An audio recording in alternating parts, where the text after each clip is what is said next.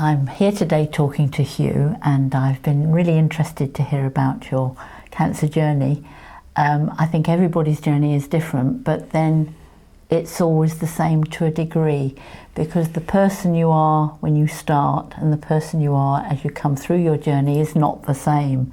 Your priorities, I think you were saying to me, change. Totally. Yes, absolutely. And things that are important to you, you were telling me before, perhaps that you've put off doing or going to. Now suddenly you think, I've got an opportunity. So I've had cancer, but it doesn't stop me doing. That's right. So tell me some of the things you've managed to do and enjoyed. I've seen both my daughters get married. Which is brilliant.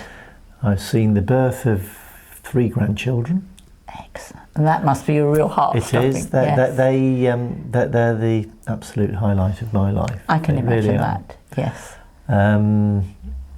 I've done lots of personal challenges.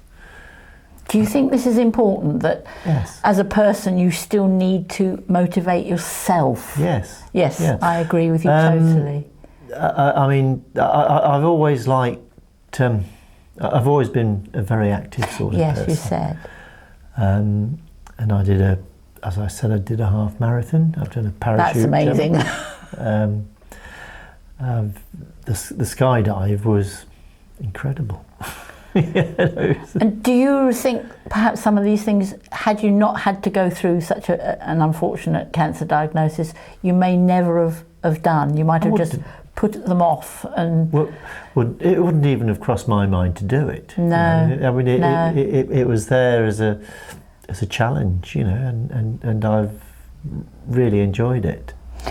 The other thing that came across to me is you saying that the specialist who initially gave you your diagnosis was a little bit, well, not pessimistic, but he gave you not a tremendous amount of time in this world, and here you are a lot longer down the line. So basically, patients listening, you've really got to make your own life day by day and not think, I've only got X amount of time to live. Absolutely. I do agree with the day by day thing though, do you? Yeah. Well, yeah, it doesn't look too far in the future. No, I think day by day is good. But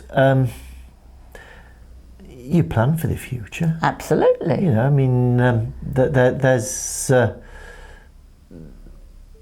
life is sweet and life will carry on, and I'm quite sure that my life will carry on. Have you had any holidays planned? I've got a holiday planned. Wow, where are you going to go? Portugal. Oh, excellent. With my 3 little grandchildren, who will probably kill me. Yes, but there again, what a way to go.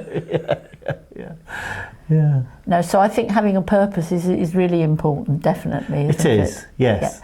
Yeah. And hobbies, we were talking about, something that actually carries on. I found that very interesting, because it's something, you know, people think about doing a hobby, maybe they're interested in art, and then think, well, what's the point now? But I think there is a point, it's really there, important, yes. to find something that you enjoy and do it. Yes, it's got me going, actually, because when I finish that, I'm making my new little granddaughter a doll's house. Oh, which that's is super. Yes, absolutely amazing.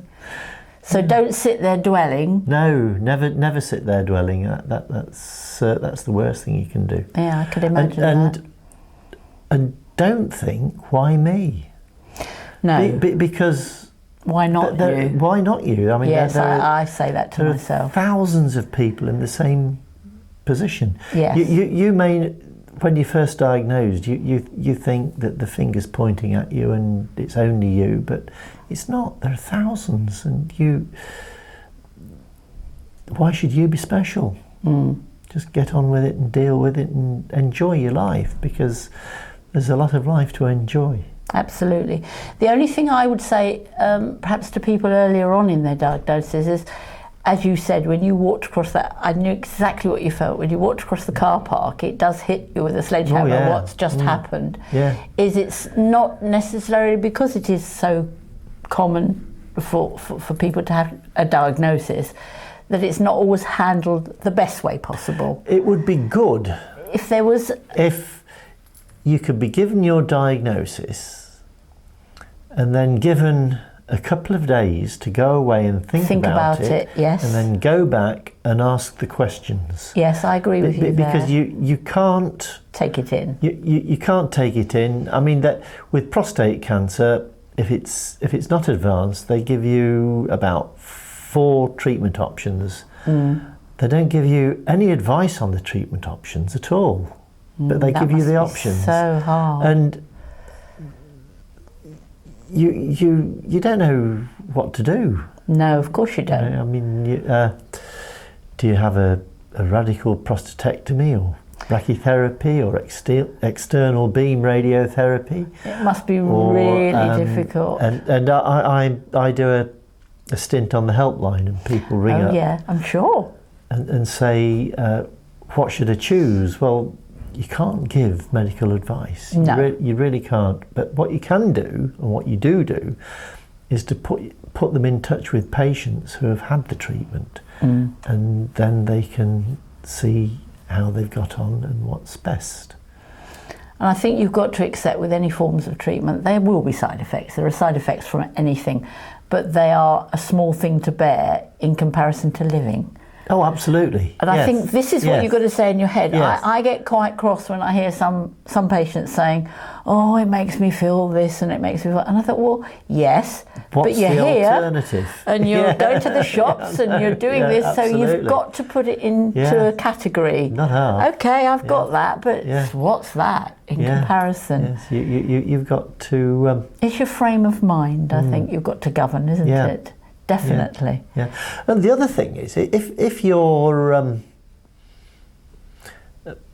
permanently moaning about it, of course, your friends are going to get fed up with you. Absolutely. You know?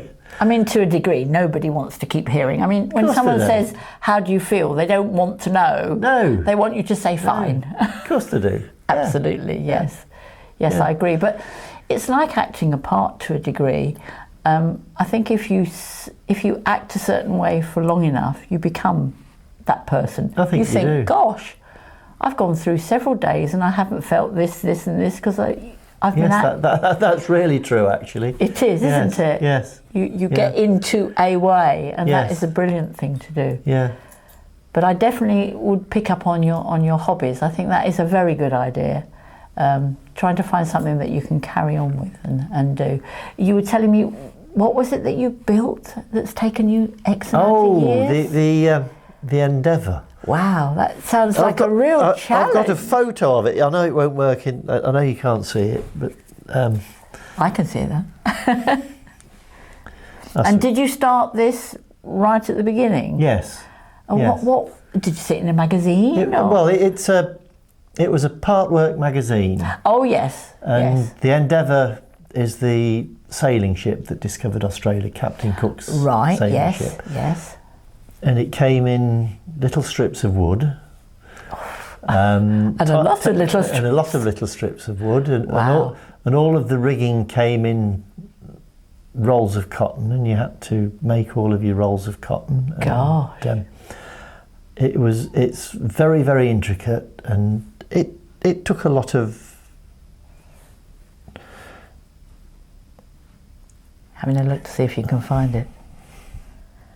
Well, it must have made you concentrate. Oh, it did. And I think that's another thing perhaps we touch on, is to get sidetracked. Oh, yeah. You need, when you're somebody who's perhaps not feeling 100% and you have good and bad days, you need to get sidetracked. So you need to do something that gets you sidetracked, even something as simple as going down to the park or watching a TV programme, or in my case, I've got 2 basset hounds and I go out for long walks. Yeah. And no matter how, if I'm having what I call a droopy day, and they'll look at me with their great big sad eyes, it doesn't make any difference to them, so off I go for my 4-hour walk, and I think that is, you need sidetracking for whatever reason, don't you? Oh, that's amazing. Gosh, that must have been hard work. It took, it was very, and the potential the potential for divorce is huge. Because when you drop super glue on the carpet, you're not very popular. No, I can see that, and I suppose it took you away. But there again, it gave your wife a bit of time off. Oh, it did. Yeah. Because I think that's something else that we touched on, is how families react. I'll give you that back. to someone who's been diagnosed, it's a strain on them as well. Of course, And yes. I think everybody is different, but I think sometimes your sympathy level from your family can have a period of time, and then they've had enough, really. Then they'd like you to be normal again. Well, my diagnosis, my prognosis was about 18 months to 30 months. Yeah. And I can remember 18 months after my diagnosis, my wife saying to me, well, it doesn't look like you're going to die, and I can't be nice to you forever, so let's get back to normal. Oh, that's wonderful. But that's how it should be. That's how it should be, and that's how, I mean, you can't live in a bubble. You've got to live your life and be normal. Yes, I think that is the best advice to give anyone. Be as normal as you can. Sometimes you're emotional, which is a good normal thing. Again. Normal again. Gets it out. Sometimes good row bursts the bubble. You know. Absolutely, that is normality, isn't it? You can't tread on eggshells around somebody. No, you can't. No, it's very false. It is. Yes. It is, as you say, and you can't. It's not a case of living each day as if it's your last. It's a case of just making the most of each day. Absolutely. And if today is a day you don't want to do anything, don't feel guilty. No, that's true. Have a quiet day. Go and read a book. Yeah. You know, you don't have to force yourself physically always. Because sometimes I think physically, you having a day that you think, I don't really want to do anything. You do get days like that. Yes, but don't feel guilty. And it's quite nice to just curl your toes up for a day, isn't it? It is. I totally agree. But I'm quite envious of your holiday coming up. I must admit, I'll come in your suitcase. I think. Oh, well. I think we all need something to look forward to in that sense. We definitely do. Yeah. I think on that note, it's been really nice to meet you, and I wish you well for the future. And you. Thank you very much, Hugh. Thank you. Thank you.